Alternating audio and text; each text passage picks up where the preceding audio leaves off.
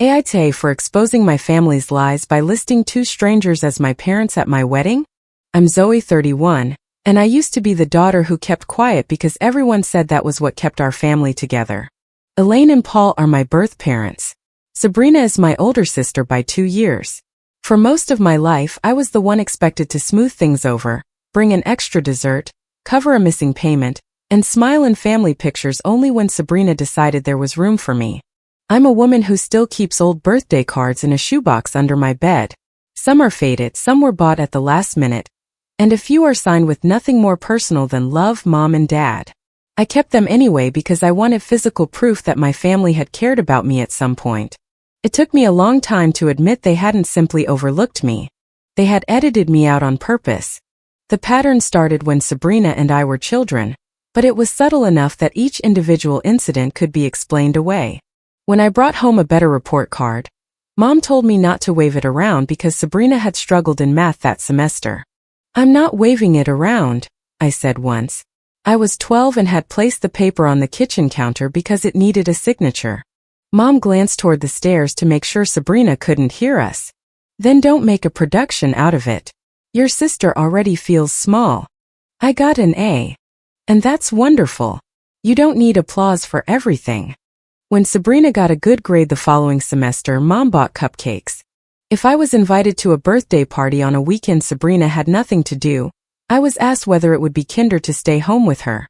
If an aunt praised my dress at a family gathering, Mom would immediately say Sabrina had helped pick it out, even when Sabrina hadn't seen it before that day. Once when I was 14, Sabrina forgot to buy our grandmother a birthday gift.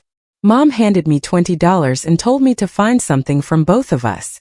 I used the money and another $15 I had saved to buy a scarf Grandma had admired. At dinner, Grandma hugged Sabrina first. "You remember," she said. Sabrina looked at me, then smiled at Grandma. Of course I did. I waited for Mom to correct her. Mom cut the cake. Later in the kitchen, I asked why she had let Sabrina take the credit. "Why does it matter?" Mom said. "Your grandmother was happy. It matters because I bought it." "Zoe, don't keep score with your own sister." That sentence followed me into adulthood. Don't keep score. Don't make Sabrina feel small. Don't turn this into something. Let her have this one. Sabrina collected this one, until there was almost nothing left that was just mine. Dad's role was quieter. Paul didn't invent most of the excuses, but he accepted every one of them because challenging Mom or Sabrina would have been uncomfortable. When I complained, he would rub his forehead and say, "Everyone's stressed." Or, "Your mother is handling it." Or, "Can you let this go for tonight?" Dad treated conflict like the weather. It simply arrived.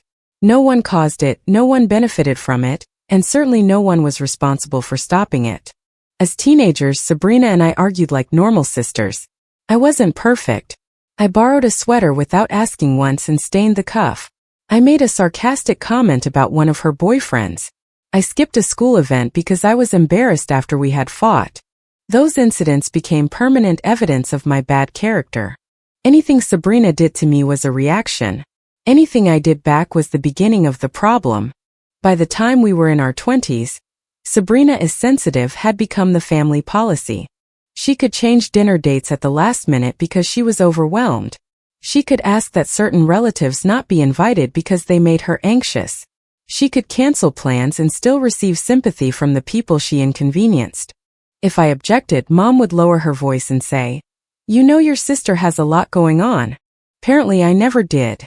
Sabrina also learned how to tell stories in a way that made her look gracious, and me look unstable.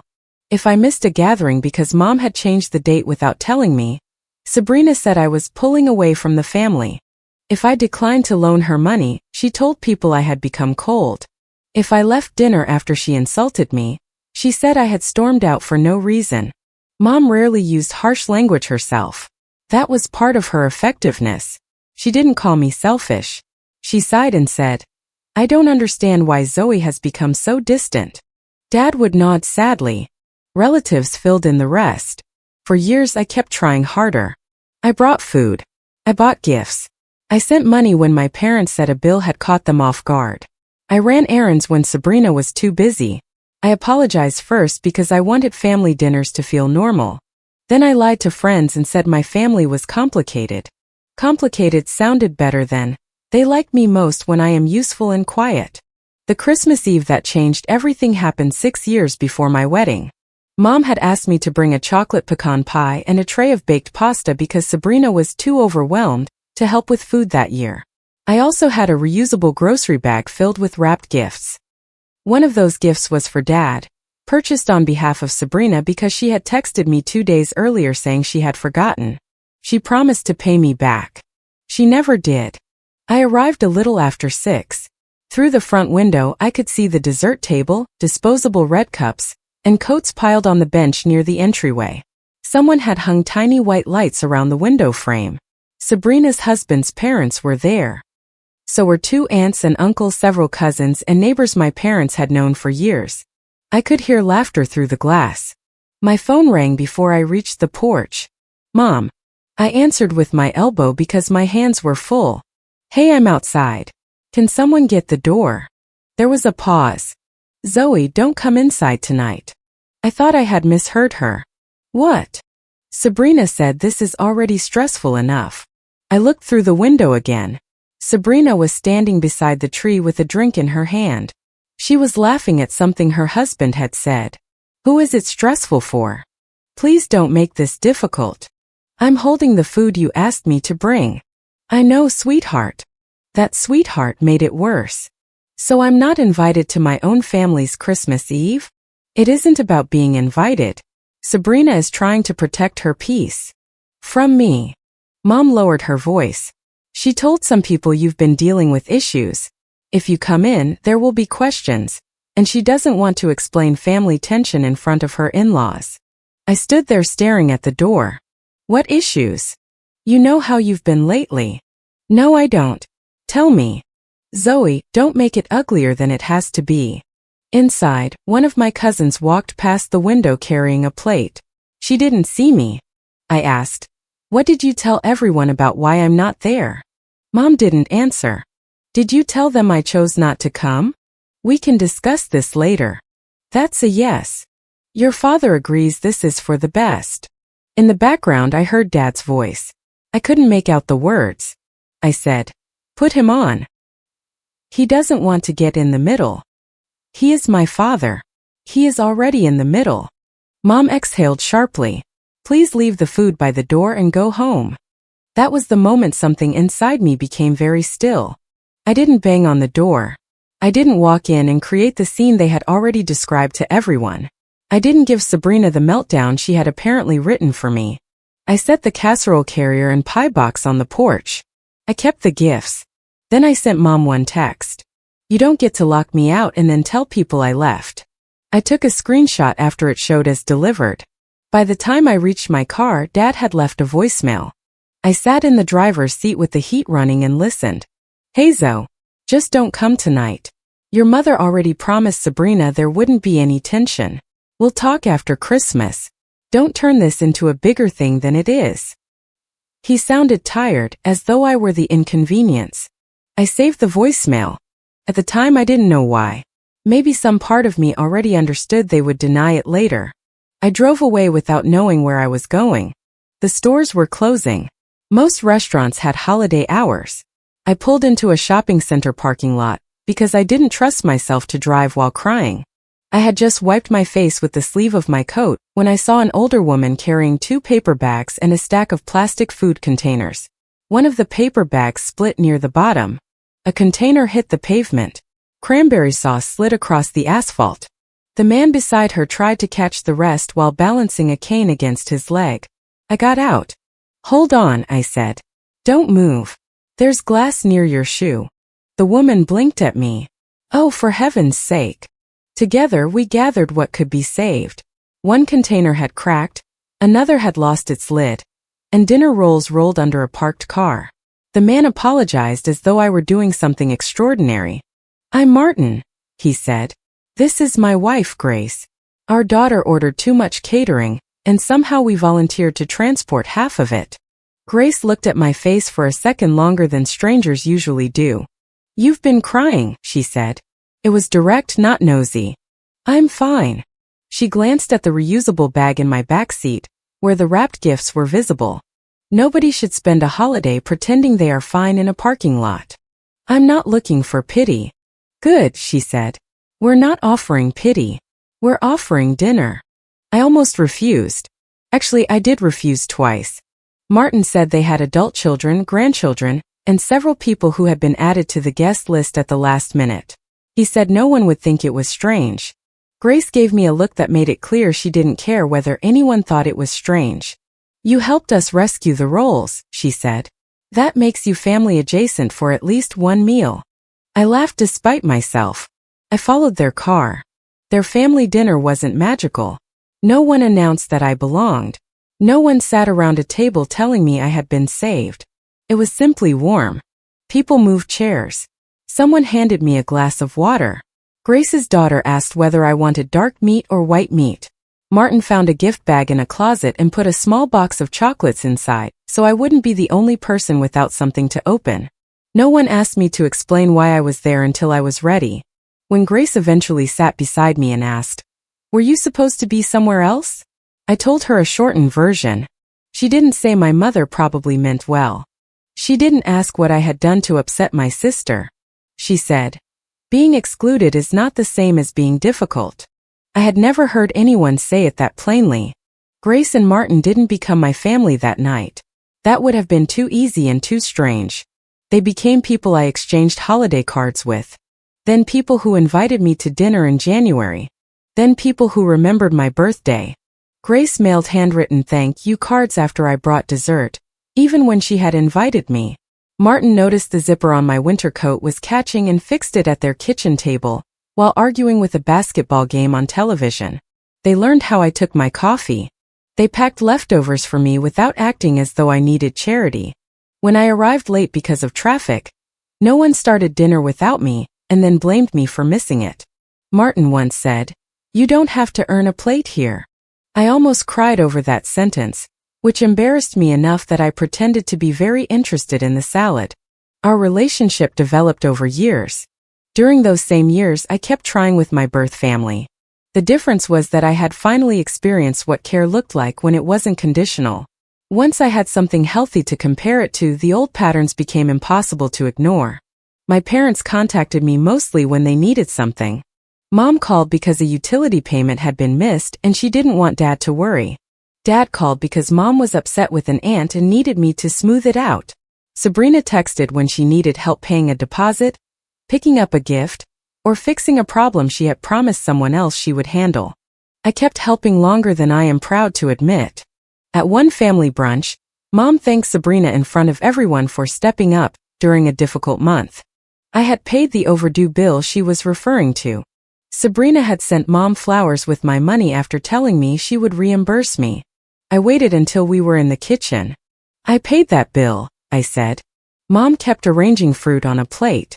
"This is not the time. You thank Sabrina for it. She has been emotionally supportive." I transferred the money. "Don't start keeping score." I looked at her. "You made me invisible. Scores are the only proof I was there." Her face tightened. "That is an ugly thing to say." I stopped giving money after that. Not all at once. First, I stopped sending it without asking what it was for. Then I stopped covering Sabrina's expenses. Finally, I told my parents I wouldn't be their emergency account anymore.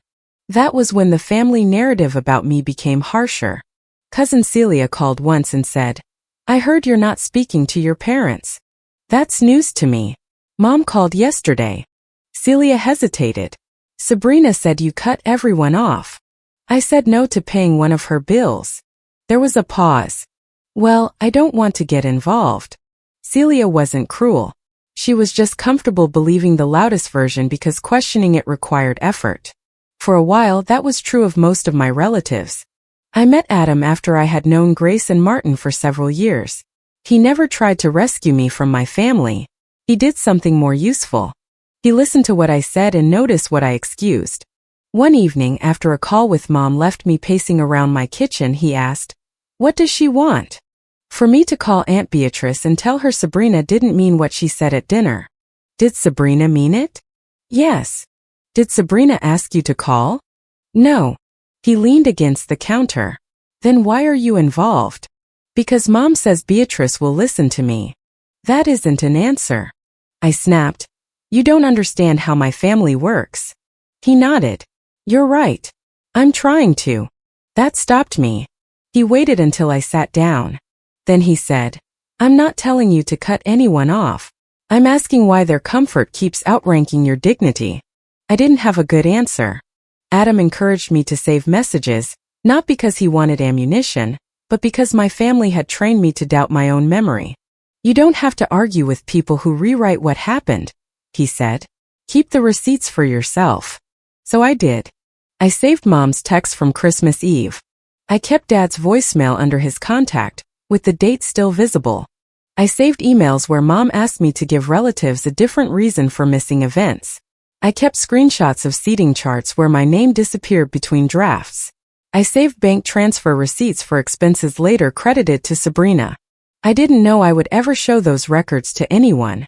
They helped me stop asking whether I had imagined the pattern. 2 years before the wedding, Martin and Grace asked me to dinner on a weeknight. Grace made too much food, which was normal. Martin kept clearing his throat, which was not. Finally, Grace set her fork down. We want to ask you something, and you're allowed to say no. Martin slid a plain envelope across the table. Inside were printed pages about adult adoption. My first reaction was fear. Not because I didn't love them. I did. I was afraid of what it would mean. Afraid it would look like revenge.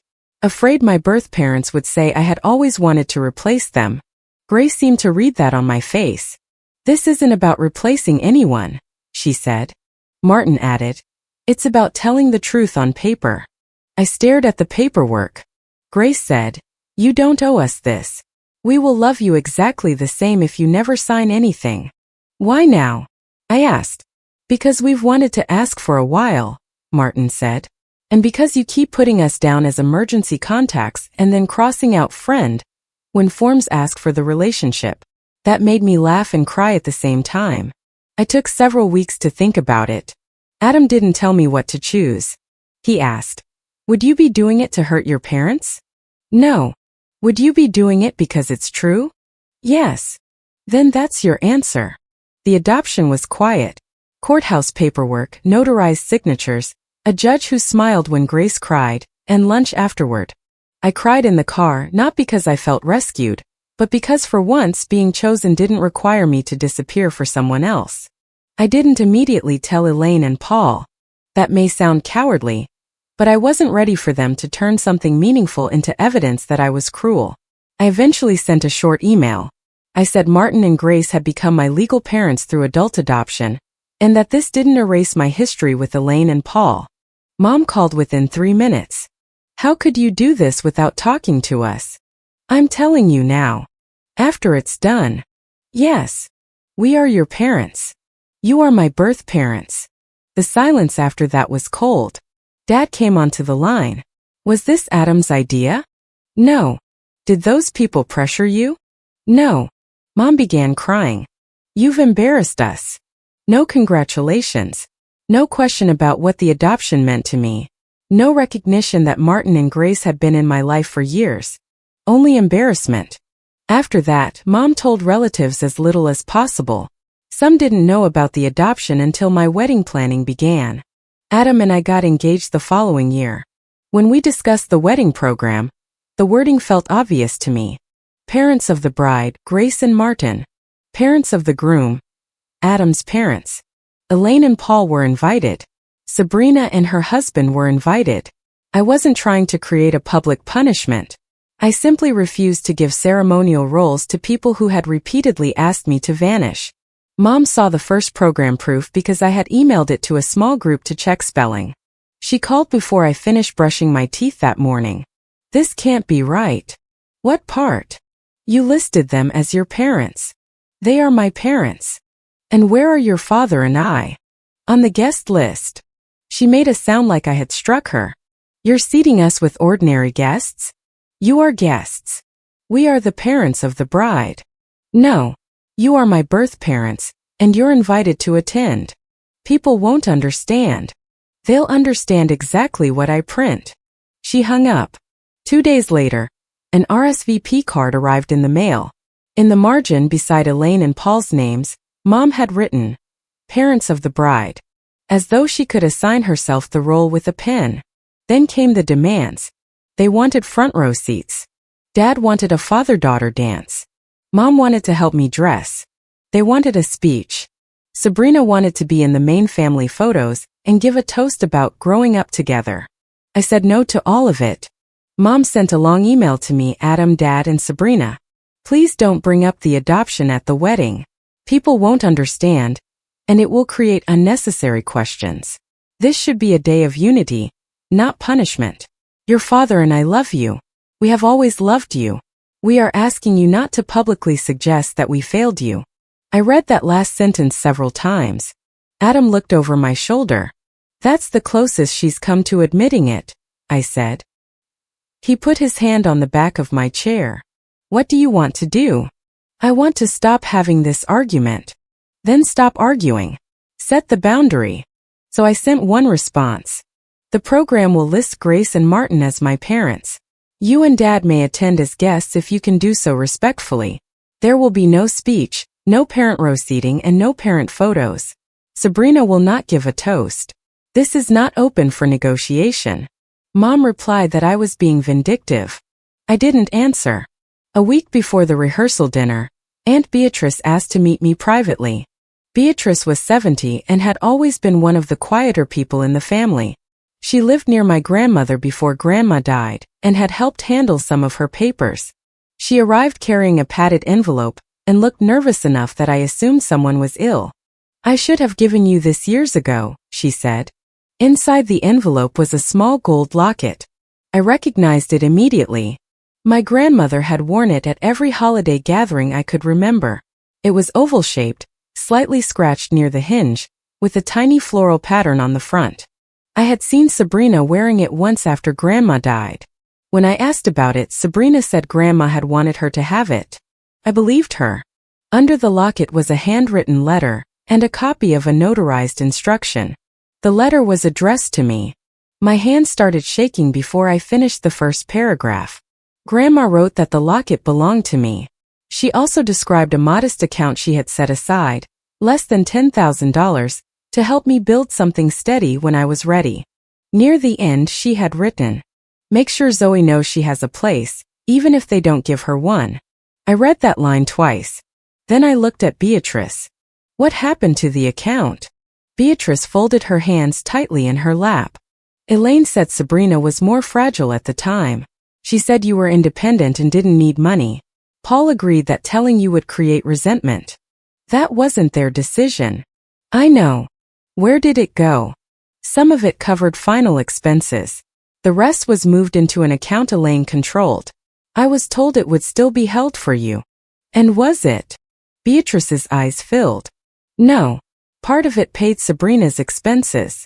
I felt something deeper than anger. It was grief, but not for the money. The amount wouldn't have changed my life. The decision changed how I understood my life. My parents hadn't merely allowed Sabrina to receive more attention. They had hidden proof that my grandmother had specifically made room for me. They gave my locket to Sabrina and redirected money because Sabrina was fragile. Then they told the family I had pulled away. I asked, "Did Sabrina know?" "She knew the locket was intended for you. I don't know what Elaine told her about the account." "Why are you telling me now?" Beatrice looked down at the letter. "Because I saw the email about your wedding. Elaine told me you were trying to humiliate the family. Then she said no one should mention the adoption because people would ask why you needed other parents." She swallowed. "I stayed quiet because I thought I was avoiding a fight. I was helping them erase you. For years, I had wanted someone from my family to say exactly that. Hearing it didn't feel good. It felt like standing up after being told for a long time that the floor was level and realizing one leg had always been shorter. I took copies of everything. Beatrice kept the original notarized paperwork for safekeeping, but she gave me Grandma's letter and the locket. That night, I sat at my kitchen table with Adam. The locket rested between us. "I could cancel their invitations," I said. "You could. I could tell everyone now." "You could. I don't want the ceremony turned into a courtroom." "Then don't turn it into one." I looked at the stack of messages and receipts I had collected over the years. I also don't want them standing at the rehearsal dinner telling people I'm punishing them for no reason. Adam said. What would telling the truth look like if you weren't trying to punish anyone? That question helped me decide. I created a short timeline. Not a dramatic binder. Not a slideshow. Not every ugly message. Just a thin stack of printed pages titled, What Everyone Was Told versus What Actually Happened. I included Mom's Christmas Eve text asking me to tell relatives I chose not to attend. I included a transcript of Dad's voicemail and kept the audio ready on my phone. I included the email asking me to hide the adult adoption. I included 2 bank transfer receipts showing expenses I had paid that Sabrina later received credit for. I included the adult adoption paperwork. I included Grandma's letter and the notarized instruction Beatrice had copied. And I included the final wedding program. Adam watched me arrange the pages. Are you sure? He asked. I'm not bringing every wound, I said. Just the ones they keep denying. The rehearsal dinner was held the evening before the wedding. The tables had assigned seats, folded napkins, water glasses, and baskets of rolls. By the time the conflict started, most people had half-eaten food in front of them. Grace and Martin were seated near me. Adam sat on my other side. Elaine and Paul were at a table with extended relatives, not at the place reserved for the honored parents. Sabrina sat beside them. For the first 30 minutes, everyone behaved. Then the printed programs were handed out, so the wedding party could review the next day's order. I watched Mom open hers. She froze when she read the parent listing. Her face changed in a way I recognized. Hurt first, then calculation. She stood and walked toward my table holding the program. Zoe, she said loudly enough that nearby conversations began to fade. We need to fix this. There's nothing to fix. She put the program on the table and tapped Grace and Martin's names. You're really going to humiliate your own mother in front of everyone? I didn't raise my voice. No. I'm going to stop helping you pretend. Dad came up behind her. Can we not do this here? I didn't start this conversation. Mom looked around the room, making sure people were watching. Your father and I raised you. We made sacrifices for you. Now you put strangers in our place. Grace stayed still. Martin did too. Neither tried to save me. That mattered. They trusted me to handle my own family. I said, they are not strangers. Sabrina pushed back her chair and stood. This is unbelievable. You always wanted a new family because you hated sharing ours. I looked at her. No. I wanted one that didn't require me to vanish. A few relatives looked uncomfortable. Celia, seated across the room, frowned at me as though she thought I was going too far. Mom began crying. Not loudly. Elaine never needed to be loud. Her tears were careful, almost dignified. After everything we did for you, this is how you thank us? I felt Adam's hand rest near the back of my chair, close enough that I knew he was there, but he didn't interrupt. I picked up the program. Grace and Martin are listed as my parents because they became my parents after mine kept asking me to disappear. Mom shook her head. That is not what happened. Sabrina said, you're rewriting history. That was the sentence I had prepared for. I reached into my bag and removed the thin stack of pages. No, I said. I stopped letting you rewrite it. Dad's face went pale when he saw my phone. Zoe, he said quietly. I opened the saved voicemail. His contact name and the date from Christmas Eve were still visible. I pressed play. His voice filled the quiet room. Hey Zoe, just don't come tonight. Your mother already promised Sabrina there wouldn't be any tension. We'll talk after Christmas. Don't turn this into a bigger thing than it is. No one moved. The clink of a fork against a plate sounded unusually loud from the far end of the room. I set the phone down. That was Christmas Eve, I said. I was outside with the food Mom asked me to bring. Everyone inside was told I chose not to attend. Celia looked from me to Mom. Wait, she said. That's not what we were told. Mom wiped under one eye. It was a complicated evening. I handed Celia the first printed page. It showed Mom's text. Please tell people you chose not to attend. Don't embarrass your sister. Celia read it aloud without meaning to. Her voice faded on the last sentence. Someone at the next table said, "You told us Zoe refused to come because she was angry Sabrina's in-laws were invited." Mom looked at me. "You saved private messages to use against us?" "I saved them because you kept changing what happened." Sabrina folded her arms. "You were unstable that year." "What did I do?" "You made everything tense." "What did I do?" "You know what you did." "No." "Say it." She opened her mouth, then looked at Mom. Mom stepped in. "This is exactly why we asked you not to come. You turn every disagreement into a public trial." I held up the program. "You brought this to my table and called Grace and Martin strangers in front of everyone." Dad said, "This happened years ago." I looked at him. "It was old to you because you got to move on. I was the one living with the version of me you invented." He rubbed his forehead. "I didn't know it hurt you that badly. You knew enough to leave the voicemail. I thought we were all just trying to get through the night." "No. You were trying to get through the night. I was the person you removed to make it easier." Mom tried another direction.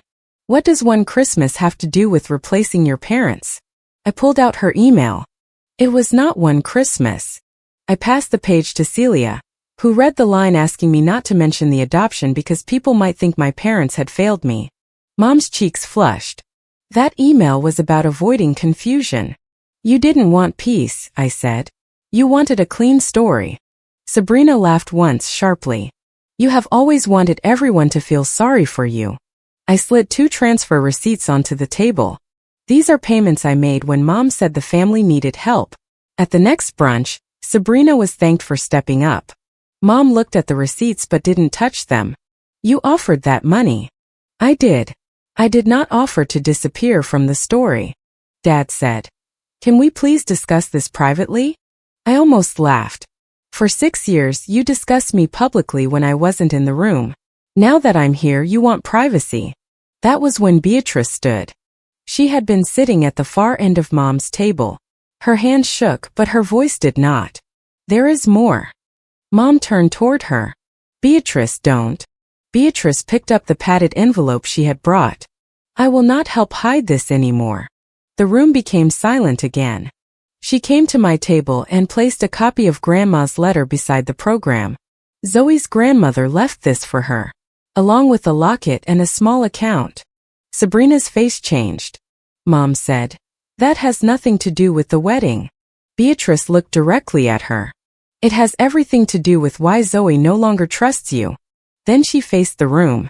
Elaine knew the locket was meant for Zoe. Paul knew. I knew. Elaine said Sabrina was more fragile and Zoe did not need to be told.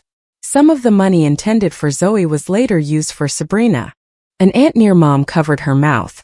Celia said, "What locket?" I reached into my bag and placed it on the table. Sabrina stared at it. She had worn it for years. "You told me Grandma wanted me to have that," she said to Mom. Mom looked cornered now, but her voice stayed soft. "Your grandmother's instructions were not clear." Beatrice opened the notarized copy. They were clear. She read the relevant line. The locket and account were designated for me by name. Then she read Grandma's handwritten words. "Make sure Zoe knows she has a place, even if they don't give her one." No one spoke for several seconds. The sentence landed harder than anything I had said.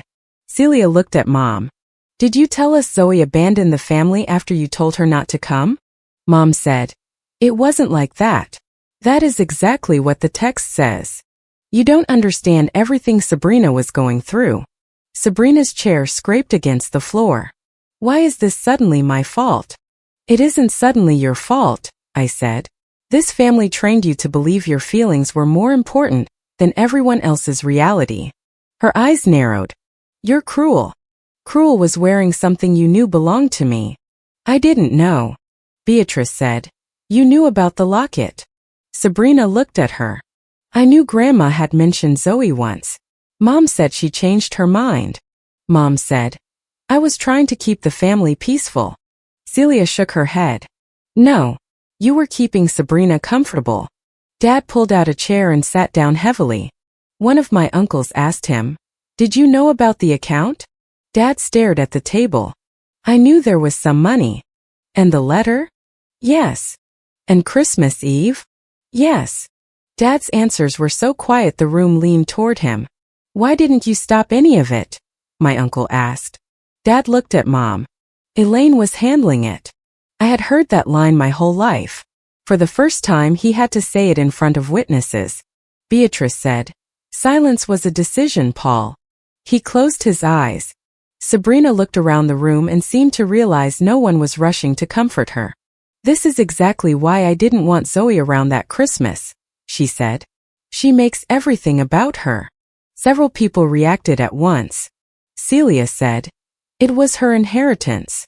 An aunt said, "It was her invitation to her own family Christmas." Sabrina picked up her purse.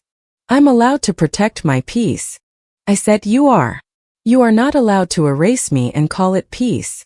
Mom turned back to me. "What do you want? An apology? Money? Do you want us to leave so you can enjoy humiliating us?" "I already told you what I want." I stood. My legs felt steady. "You and Dad may attend tomorrow as guests. You will sit with the general guests. You will not give speeches. You will not join the parent photos. Martin and Grace will remain listed and honored as my parents." I looked at Sabrina. "You may attend, but you will not speak, and you will not be in the main family photos. If you make another scene, you will be asked to leave." Mom's expression hardened. "You don't get to speak to us that way." "I'm not asking you to like my decision. I'm telling you what it is." Dad said, "Zoe, be reasonable." "I am being reasonable. I'm giving you the choice to attend." Mom glanced around the room. Her audience was no longer looking at her with sympathy. That was the consequence she feared most. She sat down. The rest of the dinner was strained, but it continued. People spoke in low voices. Water glasses were refilled. Half-eaten rolls stayed on plates. A few relatives approached me quietly. Some apologized. Some only said, "I didn't know." Celia waited until Mom and Sabrina had gone to the restroom. "I owe you an apology," she said. "You repeated what they told you. I thought I was staying neutral. You weren't. I know that now." Beatrice hugged me before leaving. "I should have spoken sooner." "Yes," I said. She nodded because she knew I wasn't going to make her guilt easier. Then I added, "But I'm glad you spoke now." The wedding itself was calm. That was important to me. I didn't want my marriage ceremony remembered as the day my birth family exploded. The confrontation happened the night before, and the boundaries held. Elaine and Paul attended. They sat several rows back with the general guests. Mom wore the expression of someone enduring a personal injustice, but she remained quiet. Sabrina arrived late and avoided me. A trusted friend knew she was to be escorted out if she tried to take the microphone or approach the photographer with demands. She did neither. Grace helped me with the final buttons on my dress. She didn't make a speech about being the mother I deserved. She just checked the buttons twice and handed me water through a straw, so I wouldn't ruin my lipstick. Martin waited outside the room. When I stepped out, he looked at me and had to clear his throat before saying, "You ready?" "For once," I said. "Yes." He walked beside me. Adam stood at the end of the aisle, not like someone coming to rescue me, but like someone who had always expected me to arrive under my own power. The program listed Grace and Martin as my parents. No correction was made. No explanation was added. The truth was printed in plain type. After the ceremony, the main family photos included Adam, me, Grace, Martin, and Adam's parents. In one of them, I am laughing at something Martin said. My shoulders are down. My hands are relaxed. I am not bracing for someone to tell me I am standing in the wrong place. Elaine and Paul appeared in a few general guest photos. Sabrina was in a large extended family picture because I decided I didn't need to erase her to prove she had erased me. She stood at the edge. No one rearranged the group to put her in the center. At the post-wedding brunch, the consequences became clearer. Several relatives avoided Mom. Others asked direct questions. An aunt wanted to know why Grandma's instructions had been ignored. My uncle asked Dad whether there had been other events I was told not to attend. Dad admitted there had been. Not many, he said. Just a few. As though the number changed the principle. Celia told two cousins that the Christmas story they had heard was false. Beatrice promised to help document what happened to the remaining account funds. I didn't spend the brunch managing anyone's feelings. I ate eggs, drank coffee, and talked to people who had come to celebrate my marriage. Mom left early. That evening she called 4 times. I didn't answer. Her voicemail said, "You made us look horrible." I sent one text. "I stopped making you look better than you were." Dad emailed 3 days later. He said he was sorry for any misunderstandings and hoped we could move forward without dwelling on the past. I replied that there had been no misunderstanding. I gave him and Mom the conditions for any future relationship. No rewriting events. No blaming Sabrina's feelings for their choices. No financial requests. No asking me to hide my adoption. No telling relatives I had abandoned them when I enforced a boundary. And no asking me to disappear from family events for someone else's comfort. Dad responded that my rules felt harsh. I didn't negotiate them. Sabrina sent one message. "You got what you wanted. Everyone feels sorry for you." I replied once. I wanted the truth. What everyone feels about it is not mine to manage. Then I muted her. Not every relative took my side. 2 people told me I should have handled everything privately. One said the rehearsal dinner was not the place. Another said exposing the inheritance issue so close to the wedding was unnecessarily dramatic. I understand why some people feel that way. Under normal circumstances, I would agree that family disputes should not be aired at a wedding event. But I had tried private conversations for years. Private was where my parents denied, minimized, and rewrote. They chose the rehearsal dinner to accuse me publicly of replacing them. They expected me to remain silent because silence had always protected them. This time, I answered in the room where the accusation was made. I didn't scream. I didn't insult anyone. I didn't sabotage the wedding. I played a voicemail, showed a text, and let Beatrice tell the truth she had carried for too long. The small account was eventually reviewed with help from an attorney Beatrice contacted. Most of it was gone. Recovering the remainder would have required a larger legal fight than the money justified. I chose not to pursue it further. That decision was mine, not my parents'. Beatrice gave me every document she had, including Grandma's original letter. I keep the locket in a small dish beside my jewelry box. Sometimes I wear it. Sometimes I leave it there. The letter matters more. Not because it fixes what happened. It does not. It matters because my grandmother saw the pattern before I was ready to name it. She understood that I was being taught to accept less space than everyone else. Her words gave me proof that at least one person in my family recognized what was happening. Grace's old thank you card is still on my refrigerator. The birthday cards from my childhood are still in the shoebox, though I no longer take them out when I feel lonely. I do not need to search through faded paper for evidence that I was loved. My relationship with Elaine and Paul is limited now. They have tested the boundaries several times. Mom once asked whether I could avoid calling Grace Mom at a cousin's event because it would be painful for her. I said no. Dad asked me to reconsider a family dinner after Sabrina said she wouldn't attend if I was there. I said, then she won't attend. The dinner happened without her. Nothing collapsed. That may have been the most revealing consequence of all. For years, everyone acted as though Sabrina's discomfort would destroy the family. Once people stopped rearranging themselves around her, the world continued. Celia and I speak more honestly now. She doesn't pretend she was innocent, and I don't pretend an apology repaired everything. Trust is rebuilding slowly. Beatrice calls me every few weeks. Martin and Grace remain exactly who they were before the program, before the voicemail, before the room finally learned the truth. Steady. Uncomplicated. Present. Adam and I keep a framed wedding photo in our living room. It is the one where I am laughing, shoulders relaxed, surrounded by people who did not need me to shrink so they could feel important. I used to think leaving my assigned role meant betraying my family. It did not. The role was designed to keep me useful, quiet, and absent whenever my presence threatened the story they preferred. I didn't replace my parents. I stopped saving a place for people who kept proving they didn't want me in theirs. If you liked it, don't forget to leave a comment and support the channel by subscribing. See you in the upcoming stories.